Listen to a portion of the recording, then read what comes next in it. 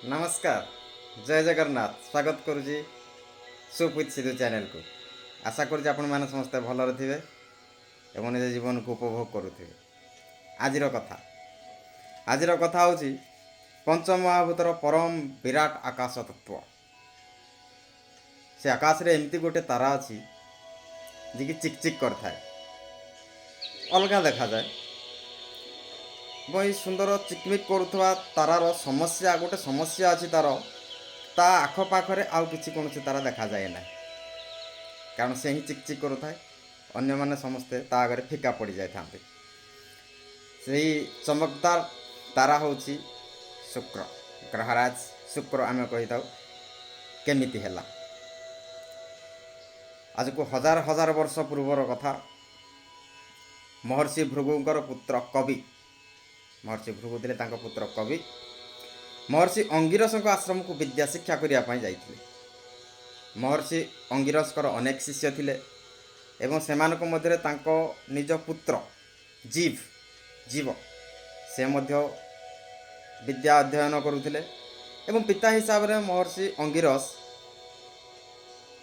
हृदय जमी थे पुत्र स्नेह थी ममता थी समस्त पिता मानकर थाए निज पुत्र प्रति। एवं से कौन चाहूले से चाहूले कि पुत्र जीव समस्त मेधावी हो बुद्धिमान हो जड़े पिता हिसाब से चाहूले। एवं प्रकृत में जीव मध्य बहुत मेधावी थिले प्रतिभाशाली थिले,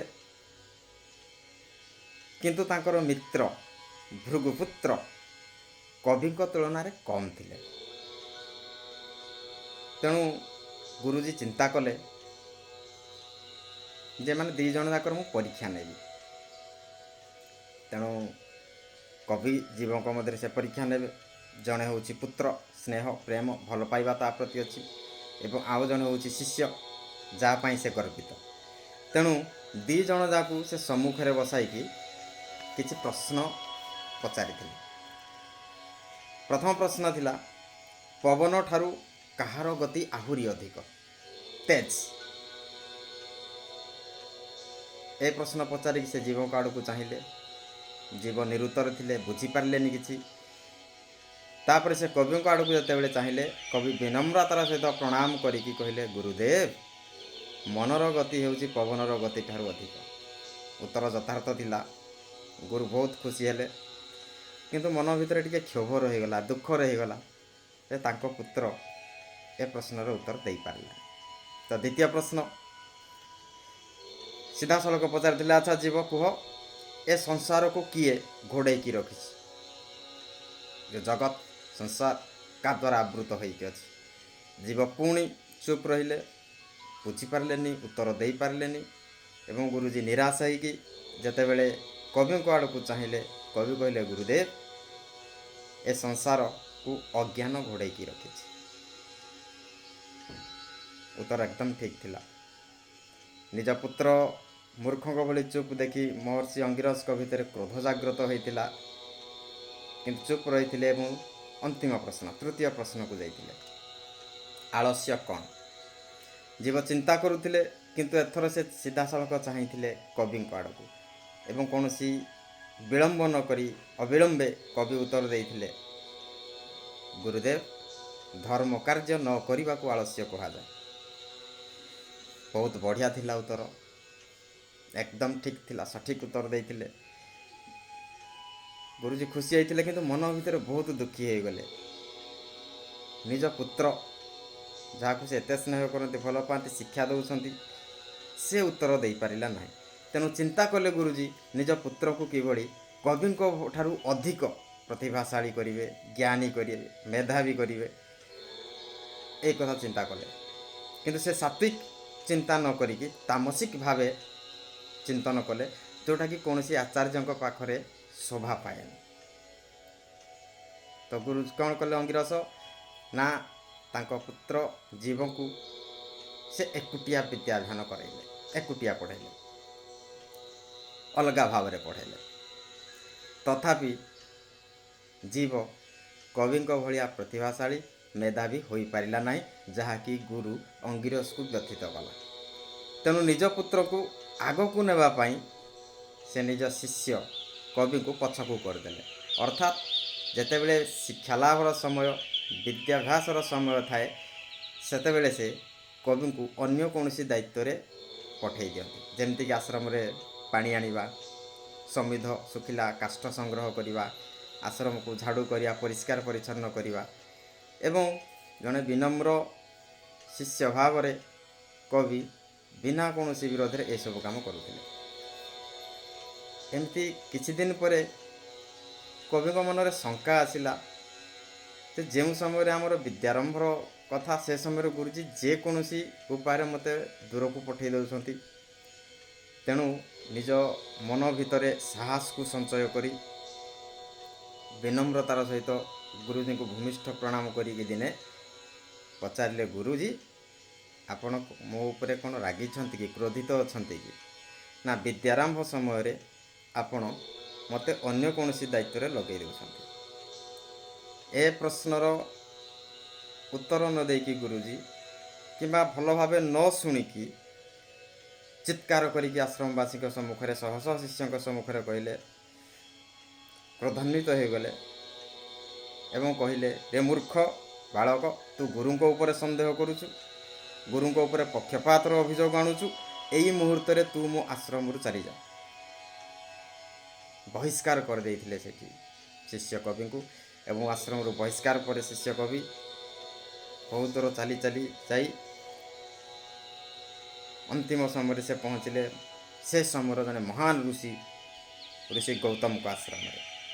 ଋଷି ଗୌତମ ଆଶ୍ରୟ ଦେଇଥିଲେ, ଶରଣ ଦେଇଥିଲେ ଏବଂ ତାଙ୍କ ପ୍ରତିଭା, ମେଧାବୀରେ, ଜ୍ଞାନରେ, ବୁଦ୍ଧିମତାରେ ଅଭିଭୂତ ହୋଇ ପଡ଼ିଥିଲେ ଏବଂ ତାଙ୍କୁ ସେ ବିଦ୍ୟା ଶିକ୍ଷା ପ୍ରଦାନ କରିଥିଲେ। ସମସ୍ତ ଜ୍ଞାନ ଦେଇ ସାରିଲା ପରେ ଋଷି ଗୌତମ କହିଲେ, ବତ୍ସ, ମୁଁ ତୁମକୁ ମୋର ସମସ୍ତ ଜ୍ଞାନ ବିଦ୍ୟା ଅର୍ପଣ କରିଦେଲି, କିନ୍ତୁ ତୁମର ଯୋଗ୍ୟତା ଅଛି ଆହୁରି ଅଧିକ କିଛି ଶିକ୍ଷା ଲାଭ କରିବାର।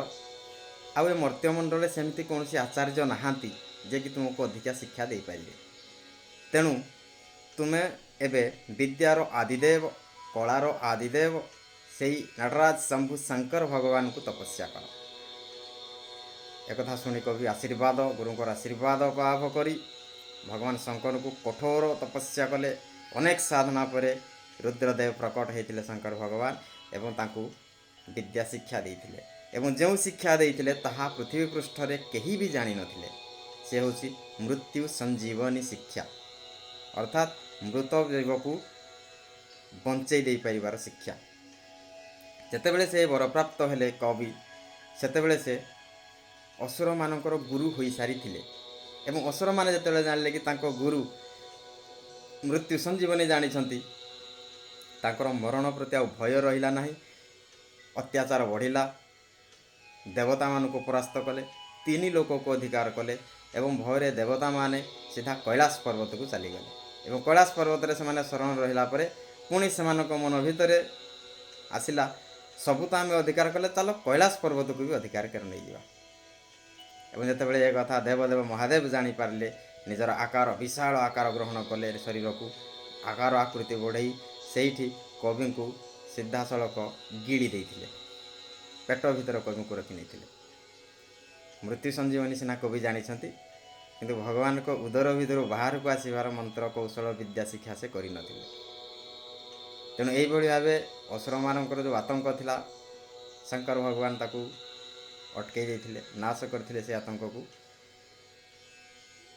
କିନ୍ତୁ କବି ତ ବହୁତ ମେଧାବୀ ଥିଲେ, ତେଣୁ ଭଗବାନଙ୍କ ପେଟ ଭିତରେ ରହିକି ମଧ୍ୟ ସେ ଶଙ୍କର ଭଗବାନଙ୍କ ସାଧନା କରିଥିଲେ, ତପସ୍ୟା କରିଥିଲେ।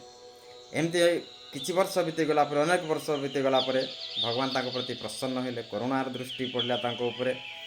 କହିଲେ, ଆରେ ମୁଁ ୟାକୁ ଗିଳି ଦେଇଥିଲି, କିନ୍ତୁ ଏ କେତେ ମୋର ଜିଦିଆ ଭକ୍ତ ଯେ ମୋ ପେଟ ଭିତରେ ଥାଇକି ମଧ୍ୟ ମୋର ସାଧନା କରୁଛି, ମୋତେ ତପସ୍ୟା କରୁଛି। ତେଣୁ ପେଟରୁ କାଢ଼ି ଦେଇଥିଲେ। ତା'ର ସାଧନାରେ ଏତେ ପ୍ରସନ୍ନ ହୋଇଯାଇଥିଲେ ଏବଂ ବର ଦେଲେ, କହିଥିଲେ, ବତ୍ସ, ବିପରୀତ ଓ ଭୀଷଣ ପରିସ୍ଥିତିରେ ବି ତୁମ ଦ୍ୱାରା କରାଯାଇଥିବା ଏହି ଅଦ୍ଭୁତ ତପସ୍ୟାରେ ମୁଁ ଅତି ପ୍ରସନ୍ନ ହେଲି। ଆଜିଠାରୁ ତୁମ ନାମ ଏହି ବ୍ରହ୍ମାଣ୍ଡରେ ଶୁକ୍ରାଚାର୍ଯ୍ୟ ବୋଲି ଅଭିଭୂତ ହେବ ଏବଂ ତୁମେ ନବଗ୍ରହରେ ସ୍ଥାନ ପାଇବ। ଇଏ ହେଉଛି ସେହି ଶୁକ୍ର, ଆମେ ଯାହାକୁ ଦେଖୁଛନ୍ତି ଆକାଶରେ, ସେ ପଞ୍ଚଭୂତର ବିଶାଳ ଆକାଶରେ ଆମେ ସବୁଦିନ ଦେଖୁଛନ୍ତି ସେ ଶୁକ୍ର ଗ୍ରହଙ୍କୁ। କଥାରୁ ଶିକ୍ଷା କ'ଣ ପାଇଲେ? ଯଦି ଆପଣଙ୍କର ଯୋଗ୍ୟତା ଅଛି, ପ୍ରତିଭା ଅଛି, ତ ସମଗ୍ର ଦୁନିଆ ଦିନେ ନା ଦିନେ ତା'ର ସମ୍ମାନ କରିବ।